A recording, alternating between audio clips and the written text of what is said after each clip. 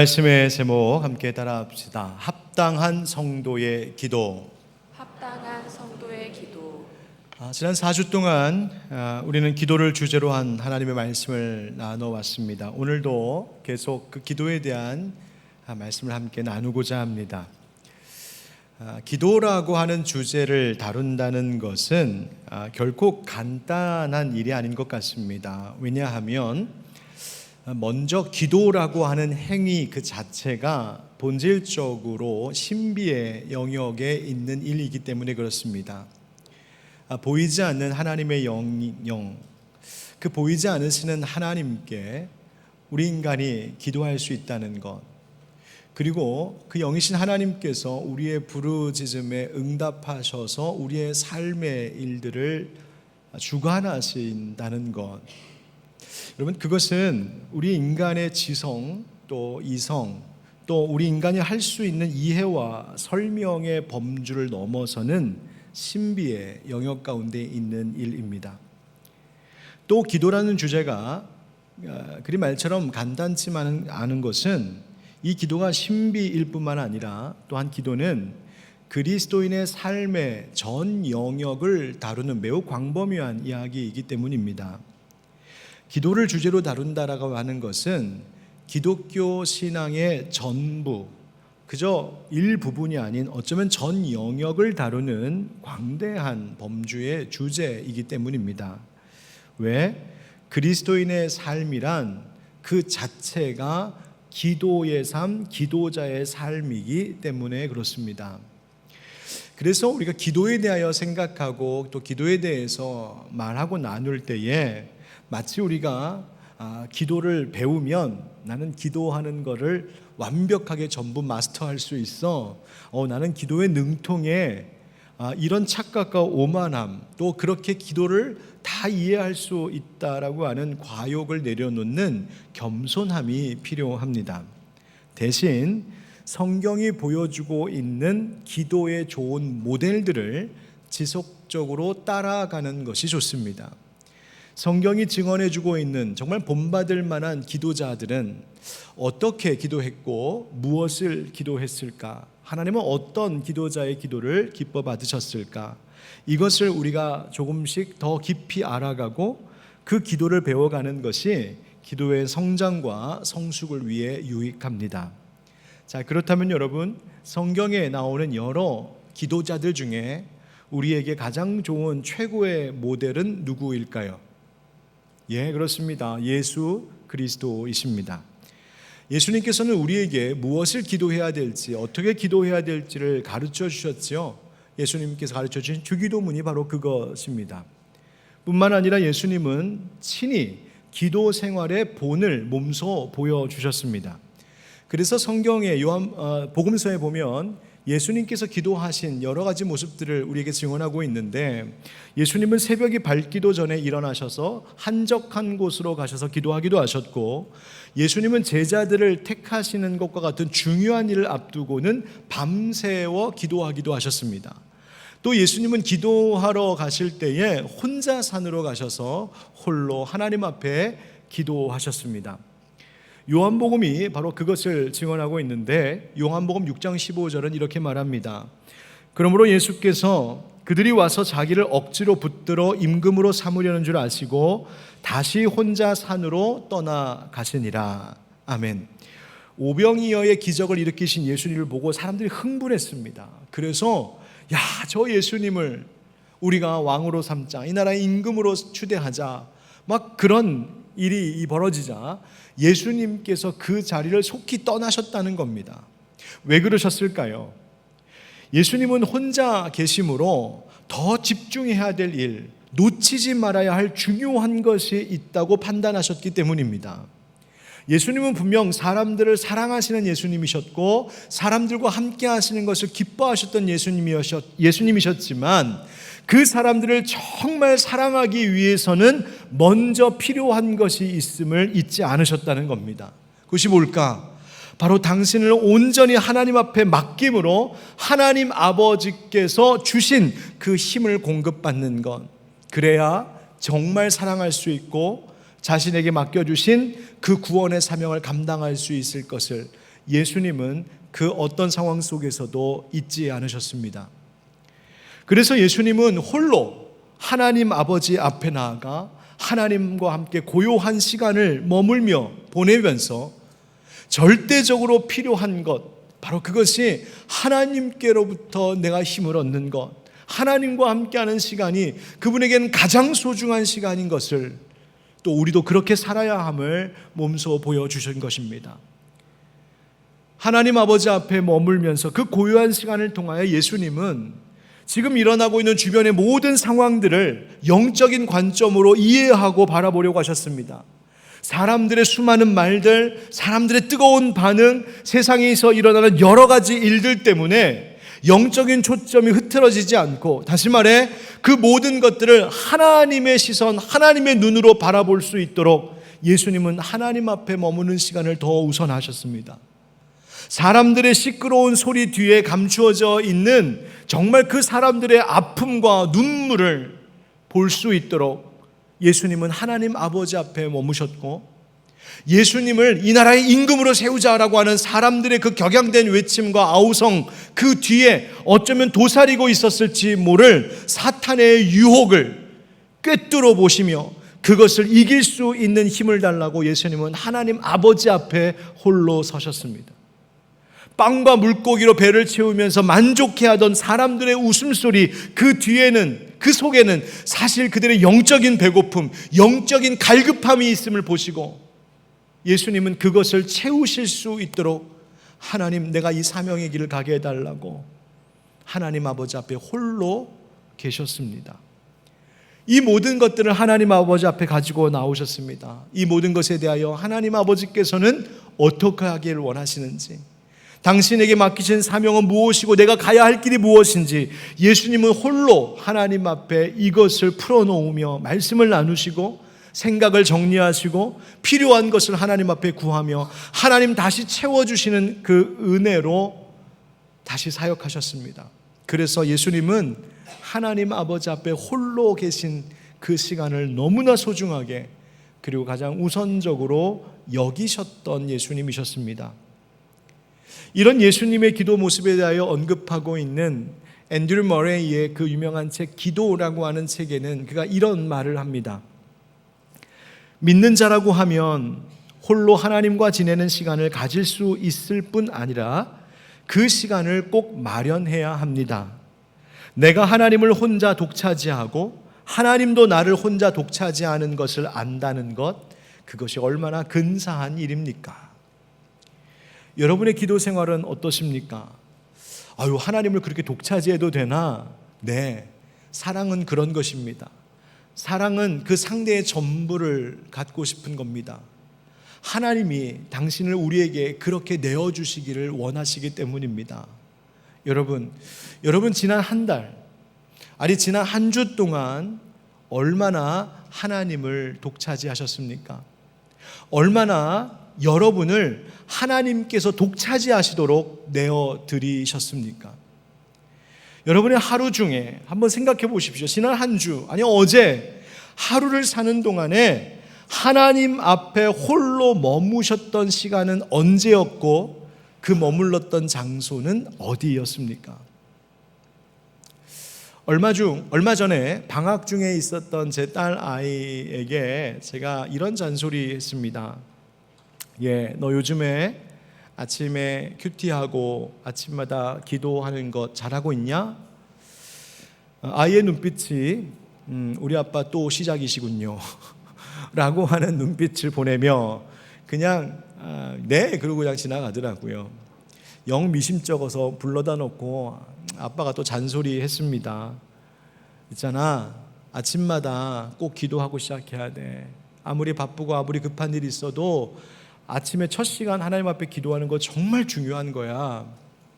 그러자 아이가 저에게 되물어왔습니다. 그런데 아빠, 왜 꼭 아침에 기도해야 돼요? 아침 바쁜데, 아침에 좀 더 자고 싶은데, 그냥 점심 때 기도할 수도 있고 자기 전에 밤에 기도해도 되잖아요. 여러분은 어떻게 생각하십니까? 여러분은 뭐라고 대답하시겠습니까? 목사님들이 새벽 기도회 성도들 많이 나오라고 이렇게 강조할 때 인용하기 좋아하는 성경 구절이 하나 있습니다. 시편 5편 3절인데요. 한번 같이 읽어보실까요? 시작. 여호와여, 아침에 주께서 나의 소리를 들으시니 아침에 내가 주께 기도하고 바라리이다. 아멘. 언제요? 아침에. 여러분, 이 고백을 드린 사람 누구냐면 다윗이었습니다. 왜 다윗은 하나님 앞에 아침에 내가 기도한다, 또 아침에 하나님 응답하신다, 이런 이야기를 했을까? 다윗도 아침에 바쁘지 않았을까요? 전날의 피곤함 때문에 다윗도 아침에 좀 잠 더 자고 싶지 않았을까요? 그런데 다윗은 아침, 곧 하루의 첫 이른 시작을 하나님 앞에 홀로 머무는 시간으로 열었습니다. 이유가 무엇이었을까? 바로 그 하루를 온전히 하나님께 바치고 그 하루가 하나님께 붙들린, 하나님께 매인 하루가 되기를 바라는 마음에서였습니다. 그 하루에 어떤 일이 나에게 있을지는 내가 다 알 수 없지만 무슨 일을 만나더라도 내가 하나님에게서 떨어져 나가지 않기를, 내가 어떤 일을 만나도 하나님의 보호하심과 하나님의 인도하심 가운데 있는 하루가 되기를 간절히 구하는 이유에서 다윗은 아침의 시간을 하나님과 함께 시작했습니다. 사도행전 27장에 보면 사도 바울이 로마로 압송을 당하는데 배를 타고 가지 않습니까? 그런데 배를 타고 항해하던 중에 유라굴로라고 하는 큰 광풍을 만나죠. 얼마나 이 바람이 심하였는지 돛은 다 꺾이고 아무리 사람들이 노를 저어봐도 아무 소용없는, 그저 바람이 그렇게 불어치는 대로 떠밀려 내려가야 하는 상황이었습니다. 배가 표류했다는 이야기입니다. 그러다가 가우다라고 하는 작은 섬 옆을 지나가게 되는데 마침 그 섬이 이 바람을 막아주는 바람막이 역할을 해서 그 섬 곁에서 이 배와 선원들이 잠깐의 여유를 가질 수 있게 되었습니다. 바로 그때에 선원들이 가장 먼저 한 일이 뭔지 아십니까? 사도행전 27장의 말씀을 보면 가우다라는 작은 섬 아래로 지나 간신히 거루를 잡아, 이 거루라는 건 거룻배입니다. 돛이 없는 배. 큰 배는 육지, 섬 가까이 정박할 수가 없기 때문에 멀찌감치 배를 떼어놓고 그 육지까지 들어갈 때는 작은 배를 내려서 그 배를 타고 가는데, 그러니까 중요한 거죠. 이 배를, 이 거룻배를 겨우 붙잡고 그 다음 끌어올리고 줄을 가지고 선체를 둘러 감고, 그러니까 선원들이 잠시의 여유, 짬이 생기자 놓치지 않고 했던 일이 뭐냐면 배를 끌어올리고 배가 부서지지 않게 선체를 밧줄로 단단히 동여매는 일을 했다는 겁니다. 사람의 힘으로는 감당할 수 없는 그 광풍, 풍랑 속에서 이 배를 안전하게 지키기 위하여 했던 일이 뭐냐면 밧줄로 꽁꽁 붙들어 매는 일이었습니다. 아침의 기도란 바로 그런 것입니다. 거룻배처럼 작은 나를 하나님, 큰 배와 같은 하나님께 붙들어 매는 일입니다. 유라굴라 같은 광풍이 이는 것과 같은 세상의 폭풍 안에서, 거센 세상의 비바람 속에서 내가 어찌 될지 알지 못하는데 그런 연약한 나를 나보다 크신 하나님께 붙들어 매는 일. 그래서 세상에 어떤 일을 만나도 내가 하나님에게서 떨어져 나가지 않도록, 내가 어떤 경우를 당할지라도 하나님께서 그 사랑과 능력으로 나를 붙잡아 주시도록 하나님께 내 삶을, 내 영혼을 붙들어 매는 것, 그것이 아침을 하나님과 함께 시작하는 아침의 기도입니다. 다윗이 그렇게 자신을 하나님께 붙들어 매는 일로 하루를 시작했고, 그래서 성경은 그런 다윗을 뭐라고 말했냐면 하나님의 마음에 합한 자라고 우리에게 말해줍니다. 하나님께 자신을 붙들어 매어 하나님에게서부터 떨어져 나가지 않는 하루를 살도록 늘 그 이른 아침을 하나님 앞에 올려드렸던 기도, 그런 기도자였던 다윗, 바로 하나님의 마음에 합한 자였고 그 기도가 하나님께서 받으시기에 합당한 기도였다는 말입니다. 여러분 어떠십니까? 기도로 하루를 시작하고 계신가요? 여러분 지난 한 주 언제 기도하셨습니까? 그냥 마음 내킬 때 오늘 좀 일찍 일어났네, 오늘 좀 밤에 잠을 못 자고 설치다가 그냥 아침에 일찍 일어났는데 일어난 김에 그냥 기도나 해야겠다. 그렇게 그냥 내 마음에 따라 기분에 따라 기도하지는 않으십니까? 혹은 나 급할 때, 내게 급히 필요한 일이 있을 때나 어려운 일이 있을 때나 기도할 생각 혹시 하지는 않으십니까? 여러분 한번 생각해 보세요. 지난 한 주를 되짚어 보십시오. 나는 지난 한 주 중에 언제 기도했었나? 여러분 어제, 그제 하루를 살면서 몇 시에 하나님 앞에 기도하셨습니까? 어디에서 기도하셨습니까? 지금 여러분들에게 메모지 한 장씩 나눠드리고 여러분이 지금 가장 최근에 하나님 만나고 하나님 기도했던 시간과 장소를 한번 써서 내보세요 하면 여러분 그 기도와 장소가 하나님 만났던 그 시간이 지금 막 떠오르십니까?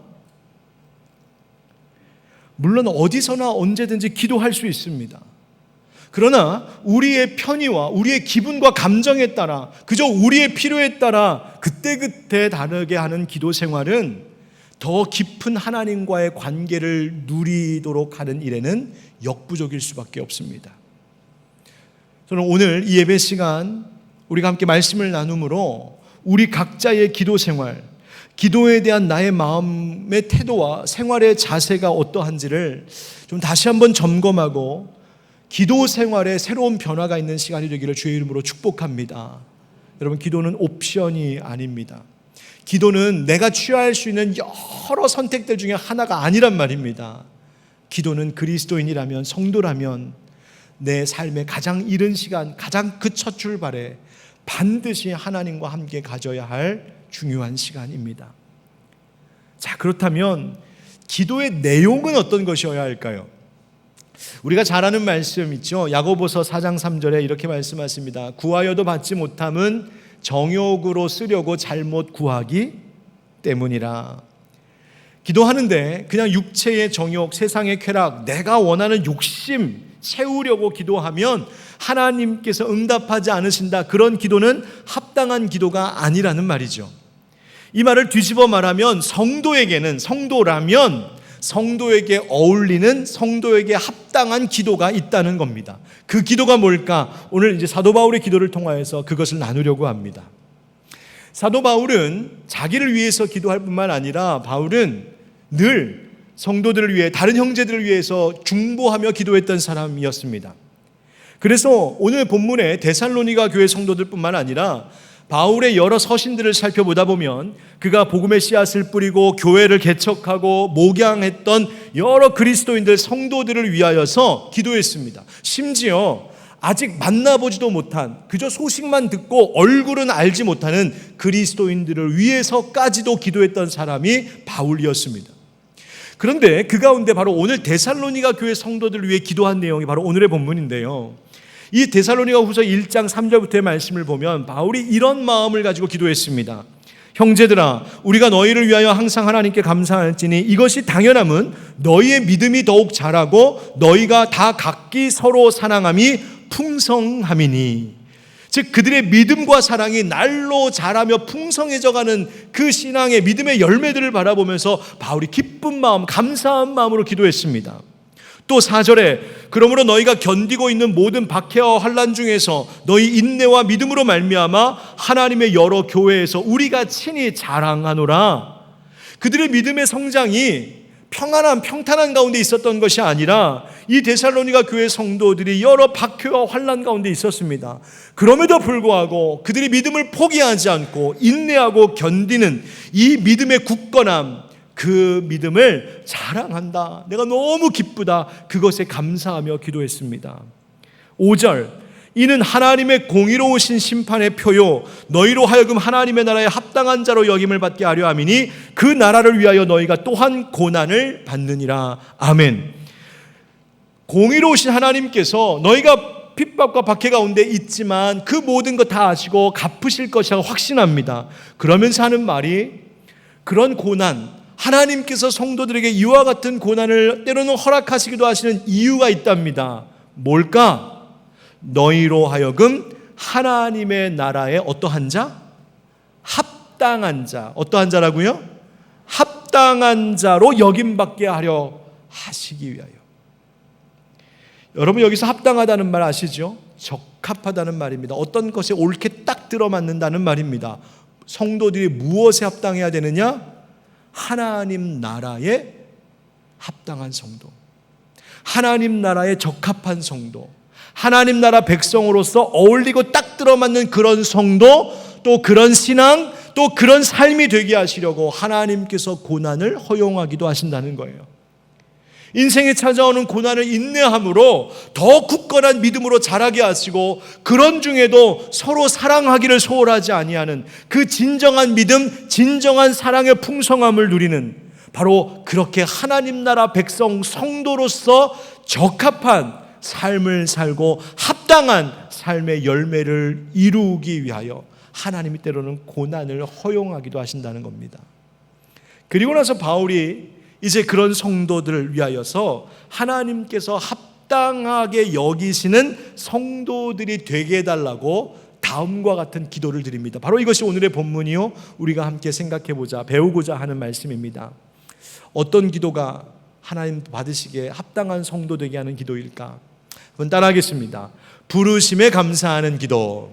부르심에 감사하는 기도. 11절 상반절에 이러므로 우리도 항상 너희를 위하여 기도함은 우리 하나님이 너희를 그 부르심에 뭐한 자로? 합당한 자로 여기시고. 자, 여기서 우리 하나님이 너희를 그 부르심에 합당한 자로 여기시고라고 하는 구절의 의미가 뭘까요?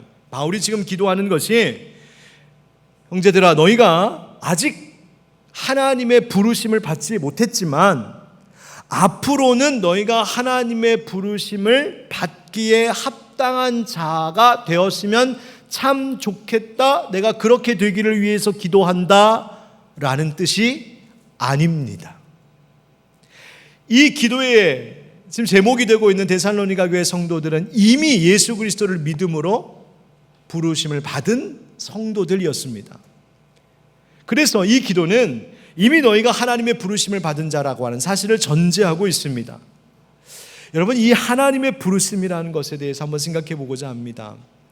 하나님께서 예수 믿는 자들을 이제 구원하시기 위하여 부르시는데, 이 하나님의 구원의 역사를 교리적으로 또 단계적으로 설명할 때에 제일 먼저 이야기하고 있는 주제가 뭐냐면 바로 부르심, 소위 소명, 콜링이라고 하는 겁니다.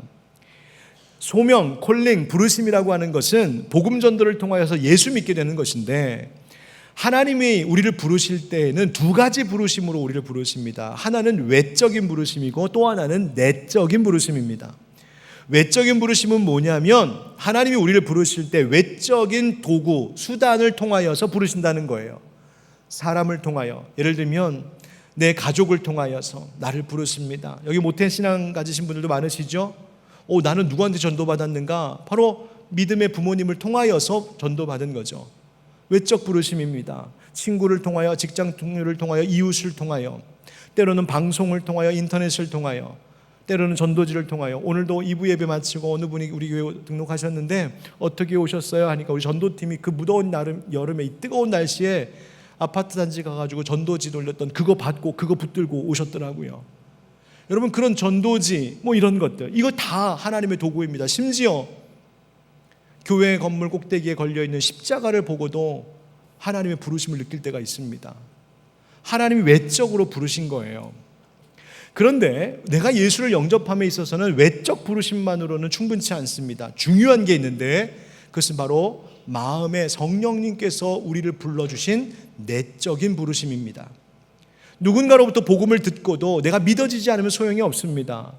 방송을 통하여, 인터넷을 통하여 목사님들의 좋은 설교를 듣고도 내가 거기에 동의가 되지 않고 감화되지 않으면 아무 의미가 없습니다. 그런데 별것 아닌 것 같은데 전도지 같은 정말 종이 쪽지 같은 거 하나 받았는데 그거를 통하여서 내가 교회 가야겠다, 내가 예수 믿어야 되겠다라는 놀라운 생각과 변화가 일어나는 이유는 무엇이냐면 그 속에서 성령께서 불러주고 계셨기 때문입니다. 역사하고 계셨기 때문이에요. 바로 그 내적인 부르심이 필요합니다. 이처럼 하나님은 외적인 부르심과 내적인 부르심으로 우리를 콜링, 불러주시는데, 이 부르심이란 우리의 자격이나 우리의 공로, 우리의 어떤 조건 때문에 그 대가로 찾아온 것이 절대로 아닙니다. 하나님께서 우리를 불러주신 것은 그저 하나님의 일방적이고 우선적인 사랑 때문이었습니다. 우리가 아직 죄인 되었을 때에 우리를 그리스도의 십자가 사랑으로 불러주시고 그 사랑 안에 거할 수 있도록 우리를 초대하여 주신 하나님의 전적인 은총으로 말미암아 우리가 부름받은 자 된 것인 줄 믿습니다. 성경이 그것을 증언하죠. 여러분, 합당한 성도에게 어울리는 기도란 여기부터 시작이 됩니다. 아직 내가 죄인 되었을 때에 내가 죄와 허물로 죽었었던 나인데 하나님을 알지도 못했고 찾을 줄도 몰랐던, 오히려 하나님을 대적했던 나인데 그런 나를 그리스도의 사랑 안으로 불러주셨다는 이 기가 막힌 사실, 나에게 하나님의 자녀라는 신분, 나에게 하나님의 성도라고 하는 신분을 허락하신 그 은혜에 감사하는 기도, 그것이 합당한 성도가 드리는 기도의 첫 시작입니다. 바울이 데살로니가 교회 형제들을 위해서 바로 이것 때문에 기도했습니다. 이것 때문에 감사했습니다. 다른 이유 때문에 아니었어요. 어떤 세상적인 기쁨을 그들이 주었기 때문에 내가 너희들 때문에 기뻐한다 하지 않았습니다. 인간적으로 자신에게 어떤 유익을 주어서 그들로 인하여 감사한다 하지 않았습니다. 그저 하나님께서 자기 바울 자신을 외적 부르심의 도구로 사용하셔서 저들에게 복음을 전하게 하시고, 그들이 이 복음을 들었을 때에 성령께서 그 안에 역사하셔서 그들로 하여금 예수를 영접하게 하신 이 일, 하나님께서 저들을 불러주셨다라고 하는 이 사실만으로 바울은 감사하며 기도했습니다. 저는 믿습니다. 여기 예배하고 있는 우리 모든 성도님들도 하나님께서 불러주신 그 소명의 은총을 입은 여러분들이신 줄 믿습니다. 자, 그렇다면 우리는 그 은혜에 대하여 얼마나 감사하는 기도를 드리며 살고 있을까요? 여러분의 기도 중에 하나님께 감사하는 기도는 얼만큼을 차지하고 있습니까? 하나님께 나의 필요를 구하기 전에 하나님께 감사하는 기도 드리십니까? 기도를 배울 때에 제일 처음에 하나님 찬양하고 감사하는 거라고 하니까 예, 감사하는 기도 드립니다 하지만 사실 그 기도가, 그 감사하는 기도가 그냥 형식적으로 때우며 지나가는 기도 아니었습니까? 여러분, 오늘부터 한번 바꿔보시지 않겠습니까? 내 기도를 말입니다. 우리가 내일 월요일 시작하면 내일 아침, 이른 아침도 우리가 기도로 시작해야 될 텐데 내일 아침부터의 기도는 한번 바꿔보시지 않겠습니까? 그저 하나님께 감사하는 기도만 내가 드림으로 오늘 시작하겠다. 물론 여러 상황과 형편도 있고 어려움과 문제들도 있고 하나님 앞에 필요하여 구해야 할 것들이 있겠지만 한번 그 모든 것들 다 좀 내려놓고 뒤로 하고 오늘은, 이번 한 주는 하나님께 감사할 것만 찾고 하나님께서 내게 주신 감사의 이유들만 주목하며 하나님께 감사의 고백을 드리는 기도로 채워보자. 한번 바꿔보시면 어떨까요? 왜 그렇게 해야 될까요? 감사에는 힘이 있기 때문입니다. 어떤 힘이? 감사는 우리에게 선한 일을 이루신 그 하나님의 은혜를 발견하게 하고 그 하나님이 내가 지금 당면하고 있는 그 문제에도 여전히 동일하게 역사하셔서 나를 지키시고 나를 도우실 것을 보게 하는 하나님의 그 사랑과 능력을 발견하고 확신하게 하는 힘이 감사의 기도 가운데 있기 때문입니다. 우리가 좋아하는 데살로니가전서 5장 16절부터 18절 말씀, 항상 기뻐하라, 쉬지 말고 기도하라, 범사에 감사하라, 이것이 그리스도 예수 안에서 너희를 향하신 하나님의 뜻이니라. 여러분, 이 말씀을 보면 세 가지의 명령이 나오는데 이 세 가지 명령은 서로 분리되어 있는 것이 아닌 것 같습니다. 너희들 쉬지 말고 늘 기도해야 된다. 그런데 그 기도가 범사에 모든 일에 감사하는 기도가 되면 너희의 삶은 항상 기뻐하는 삶이 될 수 있다. 그렇게 살아가는 것이 너희를 향한 하나님의 뜻이니라. 사랑하는 성도 여러분, 우리를 불러주신, 하나님의 자녀로 불러주신 주님, 나를 하나님 앞에 나와 엎드려 예배하고 기도할 수 있는 성도 되게 하신 주님, 언제든지 주님 앞에 나와서 엎드려 기도하면 그저 두 팔 벌려 환영해 주시고 받아주시고 들어주시는 하나님, 여러분, 그 하나님께 감사하는 기도가 나의 기도 생활에 가장 많은 분량을 차지하게 되는, 그렇게 해서 하나님께서 합당하게 여기시는 성도들, 합당하게 여기시는 기도자들 되시기를 우리 주 예수님의 이름으로 축복합니다. 두 번째 기도해야 될 것이 있습니다. 두 번째 이어 기도할 것 따라합시다. 합당한 삶의 능력을 구하는 기도. 합당한 삶의 능력을 구하는 기도. 그렇게 은혜로 하나님의 부르심을 받은 성도에게는 반드시 그 은혜 받은 자에게 합당한 적합한 삶이 뒤따라야 합니다.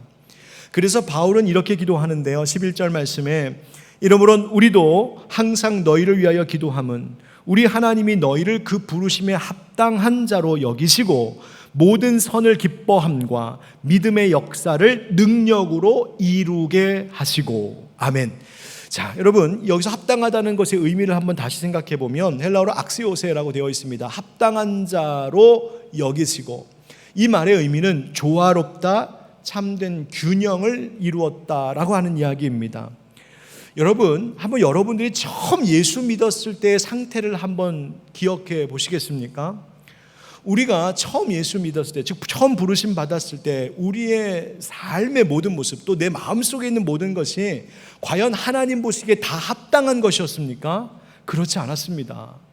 예수를 믿는다고 했지만, 세례도 받고 교회도 등록했지만, 사실 예수 믿었던 처음의 나의 모습은 세상의 모든 것, 세상의 죄악된 것에 찌들어 있기도 하고 세상의 습관에 물들어 있었던 나였습니다. 하나님에 대한 의심이 여전히 있기도 했고 불안함도 있었습니다. 여전히 삶이 조화롭지 못했습니다. 균형 잡혀 있기보다는, 하나님의 말씀으로 딱 균형 잡혀 있는 생활이었다기보다는 한쪽으로 치우친 생활이기가 일쑤였습니다.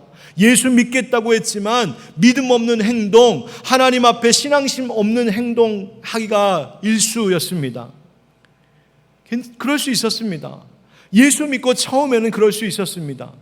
자, 그런데 여러분, 신앙생활 몇 년 하셨습니까? 얼마나 하셨나요? 그때와 지금 나를 비교해 볼 때 어떠십니까? 이제는 좀 하나님께 합당한 자로 여김받을 만한 모습입니까? 여러분, 성경은 우리에게 연약함도 실수도 부족함도 있지만 그럴 수 있다, 인간이기에. 그러나 어쩔 수 없으니 난 그냥 이대로 살란다, 그렇게 내버려 두어서는 안 된다고 말합니다. 달라져야 될 것이 있다면, 변화되어야 될 것이 있다면 기도하라 합니다. 바울이 데살로니가 교회 성도들을 위해 기도한 것이 바로 그것이었습니다. 뭐라고 기도하는 겁니까? 하나님, 우리에게 부르심을 얻는 은혜 주신 것 감사합니다. 그러면 이제 그 부르심에 합당한 자로 살아갈 수 있게 하여 주옵소서. 성도라는 신분, 하나님의 자녀라는 신분에 온전히 합당한 자로 살게 하여 주십시오. 그것이 바울이 성도들을 위한 기도였고 우리를 위한 기도였고 또한 우리의 기도의 제목이 되어야 할 것이란 말입니다. 여러분, 하나님께서 너희를 불러주신 그 은혜에 합당한 자, 즉 그런 은혜 받은 성도다운 자로 여김받기를 원하시는데, 여러분, 이 일이 단지 나 자신의 힘과 의지로만 되는 일이 아니라고 합니다.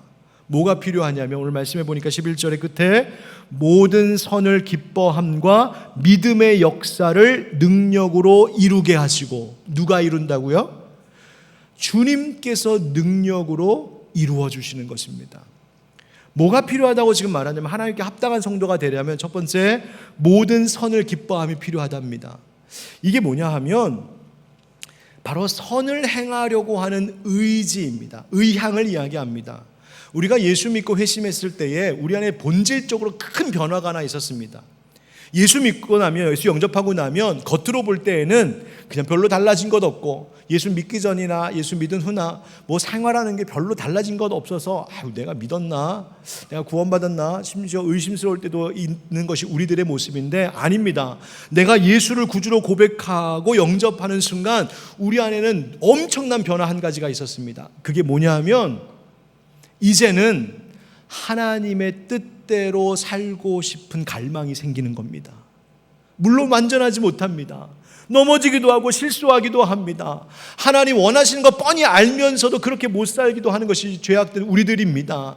그러나 한 가지 엄청난 변화가 있는데, 그것은 내가 하나님이 원하시는 선한 모습대로 살고자 하는 갈망이 시작되었다는 겁니다.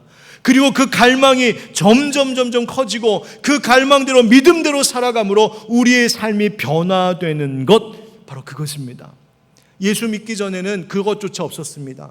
예수 믿기 전에는 온통 우리의 관심이 무엇이었냐면, 어떻게 하면 돈 잘 벌까? 어떻게 하면 성공할 수 있을까? 어떻게 하면 투자한 거 더 높은 수익을 얻을 수 있을까? 어떻게 하면 내 노후가 잘 보장될까? 어떻게 하면 자녀들 성공할까? 어떻게 하면 더 재밌게 행복하게 살까? 온통 여기에만 관심이 쏠려 있었던 사람이 예수 그리스도를 모시고 사는 순간 그 속에 엄청난 변화가 시작이 되는 겁니다. 관심이 바뀌기 시작합니다. 무엇으로? 어떻게 하면 하나님 보시기에 선한 삶을 살까? 어떻게 하면 하나님 뜻대로 살 수 있을까? 어떻게 하면 더 순종할 수 있을까? 어떻게 하면 늘 감사하며 살 수 있을까? 어떻게 하면 나만 위하여 살아가는 것이 아니라 다른 사람들 위해서 살 수 있을까? 어떻게 하면 저 사람들 용기 주고 위로할 수 있을까? 어떻게 하면 저 사람 예수 믿으라고 도와줄 수 있을까? 어떻게 하면 말씀 더 깊이 깨달을 수 있을까? 어떻게 하면 더 기도가 깊어질 수 있을까? 어떻게 하면 나의 남은 삶이 하나님 앞에서 의미 있는 삶이 될까? 우리의 인생의 관심이 거기에 집중되기 시작하는 것, 예수님이 우리를 불러주셨기 때문입니다. 그것이 성도의 삶이라는 거예요. 그리고 그렇게 되어져 가는 것을 성경은 오늘 믿음의 역사라고 말하고 있어요. 그런데 이 일이 내 힘으로, 내 의지로, 내 마음대로 되는 것이 아니랍니다. 주님께 바울이 기도하고 있습니다. 우리를 불러주신 그분의 능력으로 이루게 하여 주시옵소서. 여러분, 우리의 기도의 제목이 분명해집니다. 바울은 하나님께서 데살로니가 교인들이 믿음에서 시작된 그 선한 갈망들이 하나님의 능력으로 이루어지기를 기도하고 있습니다. 하나님, 그저 부르심 받았다는 것에 만족하며 끝내는 것이 아니라 이제는 내가 하나님의 뜻대로 살아가는 선한 삶을 향한 이 갈망을 갖고 진짜 그렇게 살아갈 수 있도록 제게 능력도 주시고 용기도 주십시오. 여러분, 성도의 기도는 초점이 여기에 맞춰져 있어야 됩니다. 하나님, 어떻게 해서든 내가 하나님께 합당히 여김받을 수 있는 성도의 삶을 살 수 있도록 제게 능력 주시옵소서. 여러분, 이와 같은 기도로 하나님 받으시기에 합당한 성도의 삶을 살아가시기를 예수 그리스도의 이름으로 축복합니다. 이제 마지막 한 가지가 있습니다. 한번 따라합시다. 영광을 위한 기도. 영광을 위한 기도. 기도의 내용, 기도의 제목이 이렇게 중요한 것처럼 왜 우리가 이렇게 기도해야 되는지, 그 기도를 통하여서 기대하는 최종 목표가 중요합니다. 왜냐하면 그것이 기도의 동기가 되기 때문입니다. 바울은 이것을 강조하기를 10절 말씀에 그날에 그가 강림하사 그의 성도들에게서 영광을 받으시고 모든 믿는 자들에게서 놀랍게 여김을 얻으시리니 이는 우리의 증거가 너희에게 믿어졌음이라. 12절 우리 하나님과 주 예수 그리스도의 은혜대로 우리 주 예수의 이름이 너희 가운데서 영광을 받으시고 너희도 그 안에서 영광을 받게 하려 함이라. 아멘. 이 바울이 성도들을 위해서 간절히 기도하는 기도의 목적, 기도를 통하여서 기대하는 것은 두 가지였습니다. 첫째는 우리를 불러주신 하나님 아버지와 우리 주 예수 그리스도께서 우리를 통하여 영광 받으시기를 원합니다. 여러분, 하나님이 영광 받으신다는 게 뭐예요? 하나님이 어떤 분이신지를 드러내는 것입니다. 하나님에 대해서 관심도 없고 하나님도 알지 못하는 이 세상 사람들에게 내가 오늘을 신실하게 살아감으로 하나님이 얼마나 성실하신 분이신지를 보여주고, 내가 거룩하게 살아감으로 하나님이 얼마나 거룩한 분이신지를 보여주고, 내가 다른 사람들을 사랑하고 섬김으로 하나님이 얼마나 사랑이 많으신 하나님이심을 드러내 보이는 것, 그것이 하나님께 영광 돌리는 일입니다. 그런데 놀라운 것은 하나님께 영광 돌리는 삶을 살고자 하는 자들을 하나님이 또한 영광스럽게 하신답니다. 그것이 오늘 말씀이에요. 우리가 영광스럽게 된다는 것이 뭔지 아십니까? 내가 하나님처럼 높아진다는 것을 말하는 것이 아니라 하나님 닮은 모습으로 회복된다는 겁니다. 그것은 우리를 영화롭게 된다고 말합니다. 질병과 고통과 죽음에 매여 살 수밖에 없는 우리들, 그러나 예수님 다시 오시는 그날이 되면 우리도 부활의 몸을 입고 영화롭게 되는 것, 그래서 예수님 똑 닮은 자로 온전하게 되는 것, 그것이 우리가 영광을 얻는 일입니다. 여러분, 이런 말이 있습니다. 우리 한번 같이 읽어보실까요? 시작. 하나님을 영화롭게 하는 것처럼 내가 영화롭게 되는 길이 없고 내가 영화롭게 되는 것처럼 하나님을 영화롭게 하는 길이 없다. 여러분, 하나님의 영광을 올려드리는 것, 그것이 바로 내가 영광을 얻는 길이요, 내가 영광 얻는 것, 즉 내가 예수님 닮아가는 것, 내가 하나님의 형상으로 회복되어져 가는 것이 바로 하나님을 가장 영광스럽게 올려드리는 일이라고 말하는 겁니다. 이것이 우리의 기도의 목적이다. 여러분, 말씀을 마무리하겠습니다. 성도는 성도다운 삶을 사는 목적을 가지셔야 됩니다. 그 부르심에 합당한 목적이 되어야 됩니다. 그런데 그것이 그냥 열심히 산다고 되는 것이 아닙니다. 여러분 우리 올림픽 보셨죠? 양궁 선수가 활실을 쫙 당겨서 팽 하고 쏠 때에 아무리 멀리 아무리 강하게 쏜다 해도 그 화살이 방향을 정확하게 맞춰 관역에 딱 꽂히지 않으면 아무 소용이 없습니다. 우리 인생도 그렇습니다. 열심히 산다고 되는 것이 아닙니다. 우리의 삶의 목적이 하나님의 영광을 위하여서 살아가기를 꿈꾸고 기도할 때 그것이 하나님께서 우리의 삶을 합당하게 여기시는 이유가 될 줄 믿습니다. 그러니 여러분, 부르심에 감사하는 기도 드리십시오. 그리고 그 부르심에 합당한 성도의 삶을 살 수 있는 능력 달라고 기도하십시오. 그렇게 내가 변화되고 내가 새롭게 됨으로 인하여 하나님의 선하심과 거룩함을 드러내고 그것이 하나님께도 영광, 우리도 영화롭게 되는 그 은혜가 있기를 우리 주 예수 그리스도의 이름으로 축원드립니다. 아멘.